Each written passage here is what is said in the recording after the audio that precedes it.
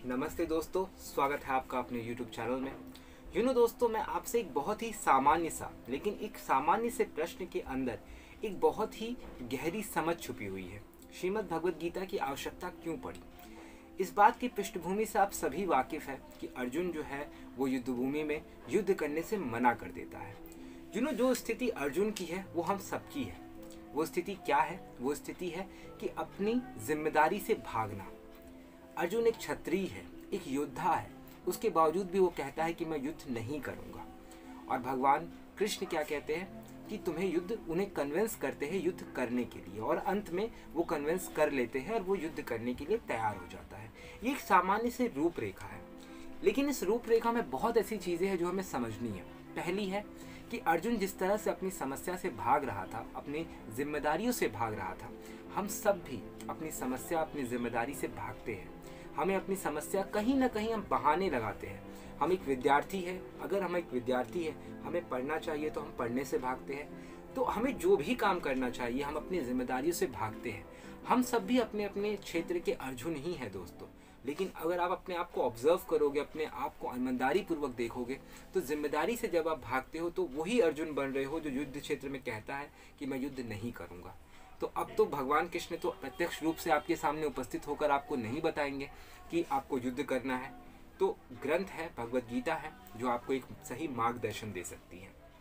और यहाँ दूसरी सीख जो है श्रीमद् भगवद गीता से जो हमें बहुत ही ध्यान से समझनी चाहिए वो ये है कि किस तरह भगवान कृष्ण ने अर्जुन को युद्ध के लिए कन्विंस किया, राजी किया। किस तरह, कैसे किया? ज्ञान के द्वारा। ज्ञान के द्वारा उन्हें समझाया। पहली तो अर्जुन सुनने को तैयार हुआ। जो व्यक्ति सुनने को तैयार होता है वही आज के दौर में लोग सुनने को ही तैयार नहीं है। तो पहली शर्त तो यह है कि अर्जुन सुनने को तैयार हुआ। उसके बाद उसे जो समझाया गया वो कैसे समझाया गया? ज्ञान के द्वारा। यानी आप ज्ञान के इस महत्व को समझिए कि अगर आपके पास ज्ञान है तो आप दुनिया की किसी भी समस्या का समाधान कर सकते हो, अपने जीवन की किसी भी परेशानी का हल निकाल सकते हो। वो है ज्ञान के द्वारा। तो इस ज्ञान के महत्व को समझिए। दोस्तों, ज्ञान के महत्व से मुझे एक बात याद आ रही है कि शायद इसीलिए गोस्वामी तुलसीदास जी जब भगवान हनुमान चालीसा लिखते हैं तो शायद पहली पंक्ति जो वो यही लिखते हैं कि जय हनुमान ज्ञान गुण सागर। तो और हमारे गुरु ये भी कहा ज्ञान ही ब्रह्मा है। तो आप ज्ञान के इस महत्व को समझिए कि ज्ञान के द्वारा ही हम कोई भी लक्ष्य आप पा सकते हैं। ज्ञान के द्वारा ही, ज्ञान के महत्व को आप समझिए।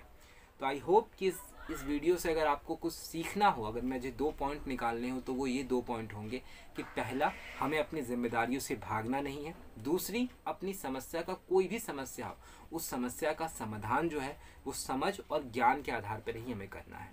जब तक ज्ञान, लैक ऑफ नॉलेज जो होती है ना दोस्तों, बहुत खतरनाक होती है। ये कभी नहीं अपने अंदर, जब तक नॉलेज, सही नॉलेज ना हो तब तक अगर सही नॉलेज आ गई तो आप समस्या का समाधान कर लोगे दोस्तों। तो नॉलेज, जो ज्ञान के महत्व है ना, इसको ध्यान से समझिए।